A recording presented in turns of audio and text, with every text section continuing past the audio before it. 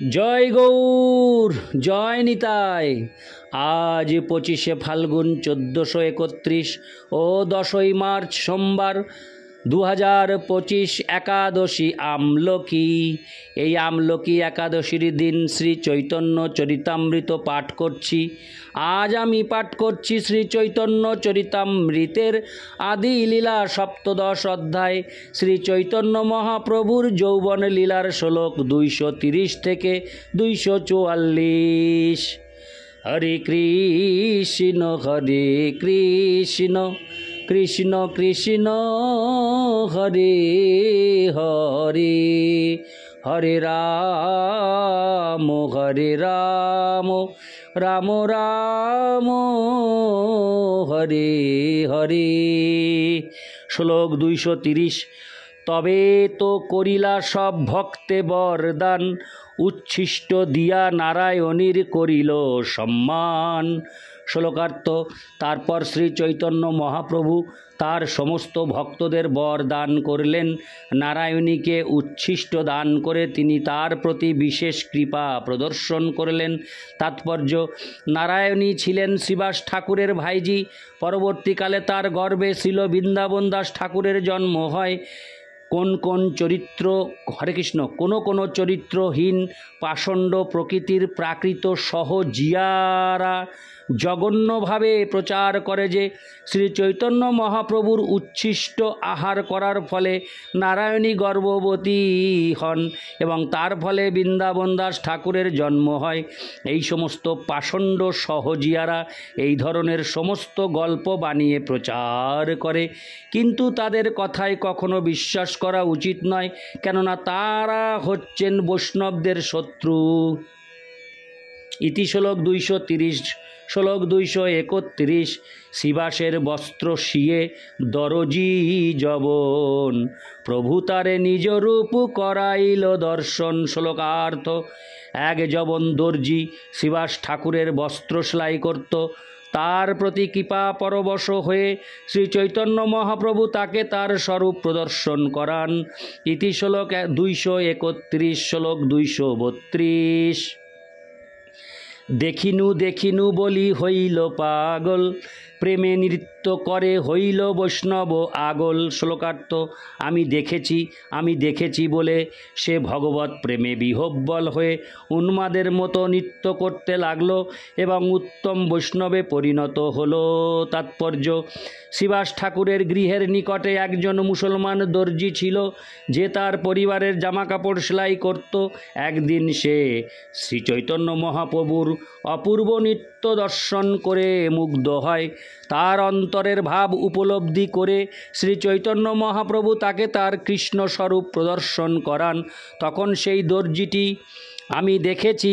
আমি দেখেছি বলে নৃত্য করতে শুরু করে। ভগবত প্রেমে বিহ্বল হয়ে সে শ্রী চৈতন্য মহাপ্রভুর সঙ্গে নৃত্য করতে থাকে।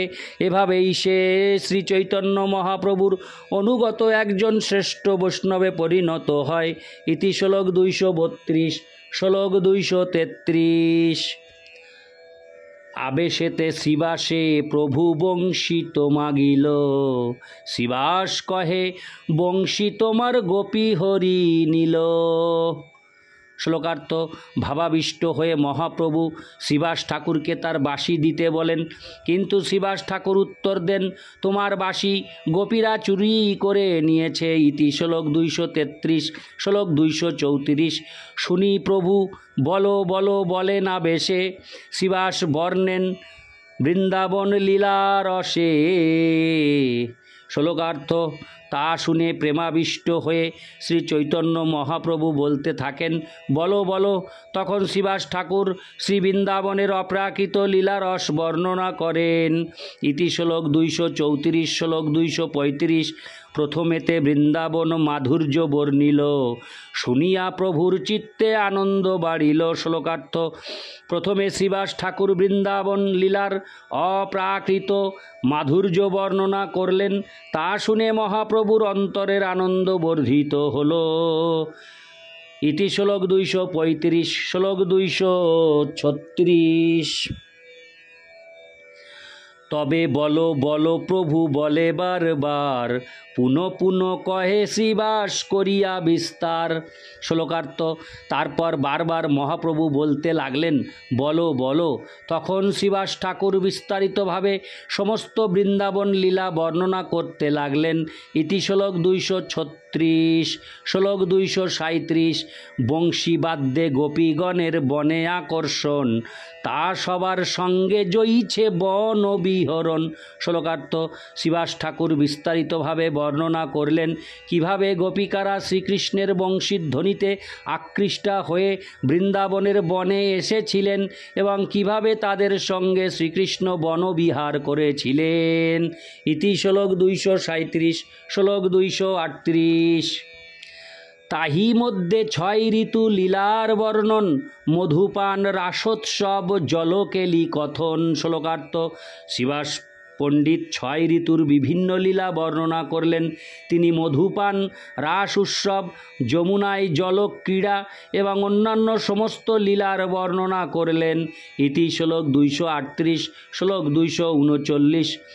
বলো বলো বলে প্রভু শুনিতে উল্লাস, শ্রীবাস কহেন তবে রাস রসের বিলাস। শ্লোকার্থ।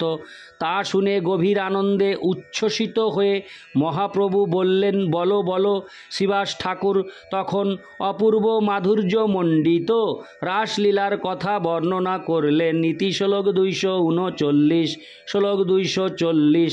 কহিতে শুনিতে ওইছে প্রাতকালে, হরে কৃষ্ণ। প্রাতকাল হইল, প্রভু শ্রীবাসের তোষী আলিঙ্গন কইল। শ্লোকার্থ। এভাবেই প্রভুর অনুরোধ আর শ্রীবাস ঠাকুরের বর্ণনায় রাত ভোর হলো এবং মহাপ্রভু শ্রীবাস ঠাকুরকে আলিঙ্গন করে তাকে সন্তুষ্ট করলেন। ইতি শ্লোক 240। শ্লোক 241। তবে আচার্যের ঘরে কইল কৃষ্ণ লীলা, রুক্মিণী স্বরূপ প্রভু আপনে হইলা। শ্লোকার্থ। তারপর চন্দ্রশেখর আচার্যের গৃহে কৃষ্ণলীলার অভিনয় হল। মহাপ্রভু শ্রীকৃষ্ণের মহিষীদের অগ্রণী রুক্মিণী দেবীর ভূমিকায় অভিনয় করলেন। ইতি শ্লোক 241। শ্লোক 242। কভু দুর্গা লক্ষ্মী হয়, কভু বা চিচ্ছক্তি, খাটে বসি ভক্তগণে দিলা প্রেম ভক্তি। শ্লোকার্থ। কখনো তিনি দুর্গা রূপে, কখনো লক্ষ্মী রূপে এবং কখনো যোগমায়া রূপে তিনি অভিনয় করলেন। খাটে বসে তিনি ভক্তদের প্রেম ভক্তি প্রদান করলেন। ইতি শ্লোক 242। শ্লোক 243। একদিন মহাপ্রভুর নিত্য অবসানে এক ব্রাহ্মণী আসি ধরিল চরণে। শ্লোকার্থ। একদিন শ্রী চৈতন্য মহাপ্রভুর নিত্য অবসানে একজন ব্রাহ্মণী সেখানে এসে শ্রী চৈতন্য মহাপ্রভুর শ্রীচরণ ধরলেন। ইতি শ্লোক 243। শ্লোক 244। চরণের ধূলি সেই লয় বারবার, দেখিয়া প্রভুর দুঃখ হইল অপার। শ্লোকার্থ। সেই ব্রাহ্মণী বারবার তার পদধূলি হরে কৃষ্ণ পদধূলি নিতে লাগলেন। তার ফলে মহাপ্রভু অত্যন্ত ব্যথিত হলেন। তাৎপর্য, মহাপুরুষদের শ্রীপাদপদ্ম স্পর্শ করা অবশ্যই পদধূলি গ্রহণকারীর পক্ষে অত্যন্ত মঙ্গলজনক, কিন্তু শ্রী চৈতন্য মহাপ্রভুর এভাবেই ব্যথিত হওয়ার দৃষ্টান্তটির মাধ্যমে তিনি শিক্ষা দিয়ে গেছেন যে কাউকে পদধূলি গ্রহণ করতে দেওয়া বৈষ্ণবের উচিত নয়। কেউ যখন কোনো মহাপুরুষের শ্রীপাদপদ্মের ধূলি গ্রহণ করেন তখন তার ফলে তার পাপ সেই মহাপুরুষ গ্রহণ করেন। প্রবল শক্তিশালী না হলে পদধূলি প্রদানকারী ব্যক্তিকে পাপের ফল ভোগ করতে হয়। তাই সাধারণত পদধূলি গ্রহণ করতে দেওয়া উচিত নয়। কখনো কখনো বড় বড় সবার মানুষেরা এসে আমাদের পদস্পর্শ করার সুযোগ নেয়, তার ফলে কখনো কখনো আমাদের রোগাক্রান্ত হতে হয়। তাই যতদূর সম্ভব বাইরের কোনো লোককে আমাদের পদস্পর্শ করতে দেওয়া উচিত নয়। শ্রী চৈতন্য মহাপ্রভু স্বয়ং আচরণ করে এই শিক্ষাই দিয়ে গেছেন, যা পরবর্তী শ্লোকে বিশ্লেষণ করা হয়েছে। ইতি শ্লোক 244। হরে